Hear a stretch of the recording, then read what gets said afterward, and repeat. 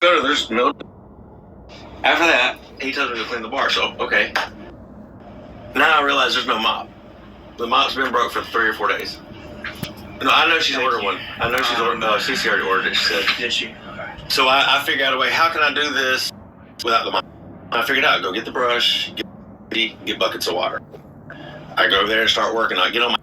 I'm under the stuff, under the bar. I mean, you can ask. What's her name right now here today?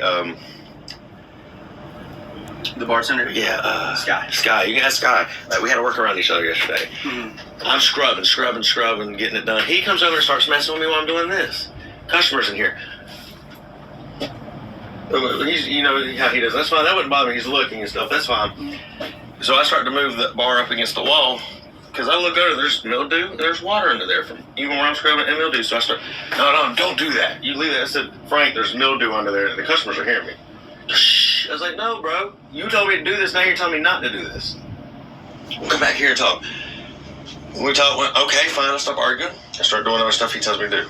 I video what's under there because you're not fit to set me up. You already did this with the bathroom. Now you're telling me to stop doing the work up here. And I'm doing a damn good job. You can look at there. It's spotless on that other side.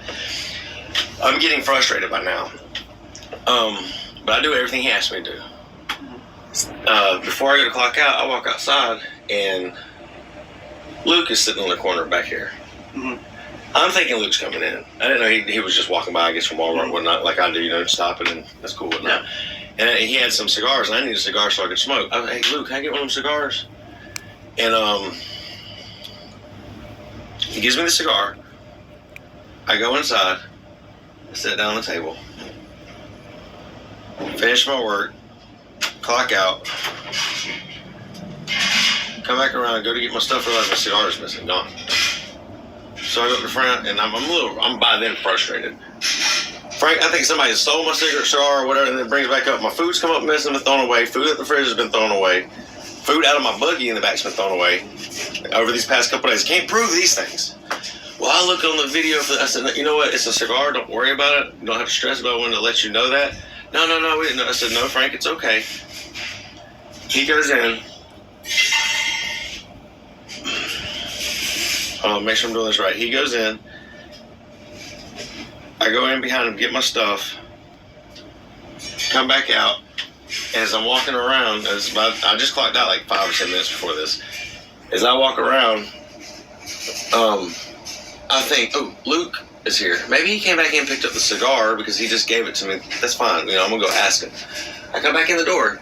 Immediately, Frank looks at me from over here. I'm from there. What are you doing? Come back in here on my clock. Bruh, I'm looking for Luke to see if my cigar's here. I don't want you in my store when you clock out. I was like, bro, I just clocked out. Now you're targeting me. This is what I'm talking about. Now you're purposely targeting me in front of customers, in front of people. Well, you got an attitude. I said, no, I don't have an attitude. You're telling me I'm having an attitude because my cigar come up missing. I'm the one that shit's being fucked with, and you're telling me I have an attitude. Well, we don't need to argue. I don't feel comfortable with you here, Nate. All right, I turn around. I walk out the door. Mm-hmm. This is where I sit down. This is where the video starts. I sit down, have my camera out. Immediately, Emma comes out the door. This is what somebody, you see her coming out the door, comes up. You don't need to be yelling at Frank. I said, Emma, matter of fact, this is not between you and me. Leave me alone. Do you mind if I see that? I will, after we finish the conversation. Yeah. I said, Emma, this is not between you and me. Leave me alone. And you watch the videos, there's a little bit of discussion there. Leave me alone. Now it's turned into harassment. It's workplace harassment. I've asked you 2 times to leave me alone, and you're going on about something's between me and Frank. She literally left a table with customers to follow me outside.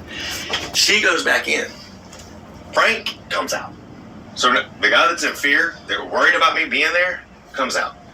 I say this on camera as well. Mm-hmm. I say, Frank, can I have Justin's number? No, you can't. I said, Frank, I've just been workplace harassed. By protocol in the videos we watched, you have to give me that number. No, you can go in and get that number off there. I said, nope, you told me to stay out of your restaurant. Now you're trying to set me up to get in trouble. Oh, I'm on the phone with him now. I said, so you can't give me Justin's number, and you're on the phone with him. You want me to go in there where you just told me not to go. That don't look right. Well, if you don't like this job, and Miss Lynn's on the phone by now. I've called her. I didn't turn off the camera. Who is this? Miss Lynn, the 78-year-old lady that I'm always in contact with that knew my family. Okay. She's listening. He says to me, Well, if you don't like it here, go get another job. If you turn them videos in or you do anything with those videos, Justin's going to become an asshole and you'll probably get kicked off the property and fired. So now I've been threatened for turning in harassment. And I've got all this on video and a witness. And they still won't give me my employment, as you heard on the video. So I don't feel safe because right after this, Emma's boyfriend shows up, comes in just staring at me. I don't say nothing. I'm sitting over here. I'm assuming it's going to look like him, and then walks back out. I don't say nothing to nobody. I stay outside the whole time, even on CC shift, just out of respect. I stayed out of the store all night last night. I stayed in the cold and just sat there in front of the camera. I stayed in front of the camera because I don't feel safe. Because of this kind of stuff, I really don't feel safe. And I told him, and he said, if you go to labor board with it, I feel like I need to. I feel like I don't want to get you in trouble. The reason I'm having this conversation with you and I ain't done nothing yet is because I respect you. I have nothing against you or CC. Yeah. I don't want to let paranoia cause me to think y'all are part of anything. Because there's been plenty of times you probably could have got rid of me and this would have been dead anyways. Frank, on the other hand, I feel like he gave me these clothes so he can be like, oh, I gave him stuff. Then you turn around and attack me again, bro. And then you allow MM to come at me. That's what happened. And, what else? That's pretty much all I need to say that I can prove. The other stuff I can't prove that can come out later. So here's one thing I need from you. So, in a little bit, what I want you to do is write me a statement. That way I've got it in writing. Sign it on the bottom. I will sign it as a witness. Okay? This stays between me and you. Not CC. Yeah. Not anybody. Not them. And then... That's why I felt upset that Emma came out, because it's supposed to be between me and Frank. And she jumped her nose in some stuff that happened. Oh, that was the other thing that happened. She on the video is claiming I'm yelling. Frank's on the video claiming I'm yelling. Pull up the audio. I wasn't yelling. I threw it. Pull up the audio. I wasn't yelling. You're lying on me. That's why I told you I need to record, because I'm being lied on by a manager and a customer that's come together to work by me. And this is actually, I know it looks funny when I say gang stalking. You can look it up in the Webster Dictionaries, where a group of people collectively come together systematically harassing an individual.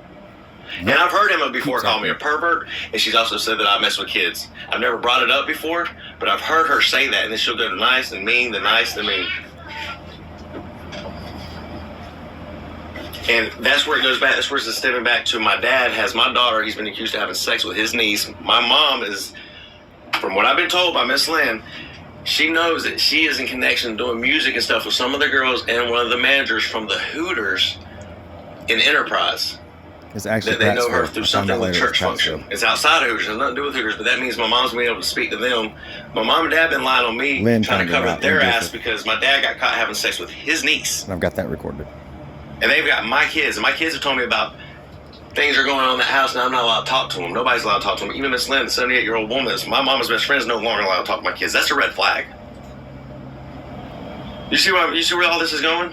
So, what we're gonna do is we're gonna get a statement. I'm gonna send this up. And he didn't send it till the day I got fired, which is like 3 weeks later. This happened. And at the end of the day, no matter what happens, I can forgive Emma. I'll pull up the date I can later. forgive Frank and be kosher. I can do that. And then no I matter get what fired happens, that's for higher ups to figure out what goes on. On the 28th. I have no issue October. with being kind of black people that hate me. I can do that. I asked CC this morning. I don't feel comfortable around Frank. I don't want to lose my hours, but I do not want to be scheduled with him at all. Understood. That's something we can address and we can handle. I mean, I'm so paranoid. I had my money taken out of there this morning. Yes, CC, I don't even want my money in there. I don't trust nothing no more. Not after them lying on me and treating me that way. I'm highly paranoid. I'm scared now being here. Not physically scared. I'm mentally and emotionally scared of what's going on. And a little bit physically. I don't know they want to attack me in my sleep, because people that work cowards like that attack somebody when they sleep because they're too coward to do it in your face. So,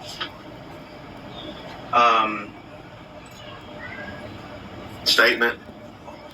Sorry, I'm gonna shut my mouth now and listen. No, you're good. I was looking to see why I did that was because somebody was at the door. So I wanted to see if there was. No, it's fine. Check as well. When I say another issue I want you to know, I never said nothing before. Oh, man, I threw that up too. I said to Frank, I said, you want me out of your store because you're uncomfortable and I'm off the clock. Why didn't you say something to da-da-da-da that's out there rolling weed and you just smoked a blunt with him? Shh, don't you do it in front of customers. I said, no, don't shh me. Why aren't you not dealing with harassment? You think I'm not going to I'm going to grab you and we're both going to go into the bus. I know I've drank. I know I've done stuff here. I'll throw me under the bus, bro. I'm not scared. I guarantee when the big ups look at this, compare mine to his. Oh, that's.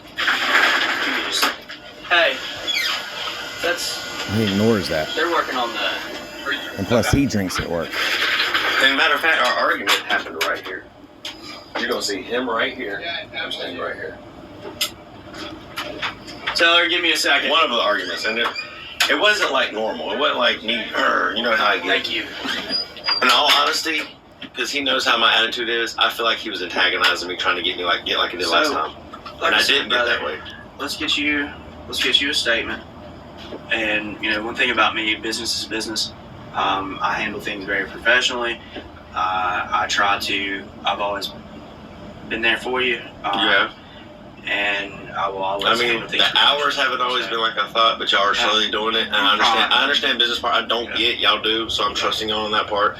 Because y'all haven't lacked on my hours going up. They have slowly been going up. Mm-hmm. So I have no complaints on it. I'm sure. I don't like, no, you're good. I have a place to lay my head. I'm getting paid in 3 days. I should have enough on this check. Hopefully I can get off the streets. Never That's what I'm did. struggling They fired for. me. I'm not trying to live off y'all and just get drunk every day and stay behind here and blow my money. Because a lot of stuff I needed a storage unit, gym membership for my showers, clothes, You're coming up. bed. So. And I'm trying to stay sober. That's another thing. I'm gonna take some of this money. I'm honest. I'm gonna be honest with you. I'm looking for outpatient. I'm gonna look for outpatient help to stay sober. So I keep my job and get help with me getting sober, even if I gotta go to a doctor to get medication to get off of alcohol. And I think that's a good idea. because I want my life back, bro. I want my kids, and I want my kids safe. Yeah, I think that's if you need help. I think that's a great I idea. did nothing. And I'm tired of being like attacked, this. people spreading rumors about me. If you believe those things, then confront me to my face with it. If that's real, what you're saying, then I should be brought before a judge. A cop should be coming to talk to me. Not people spreading around slanderous rumors. So what we'll do, buddy, we'll handle our shift, and then Do it at the end. That's fine. yeah, at the end we'll. Let me show you those videos. Yeah.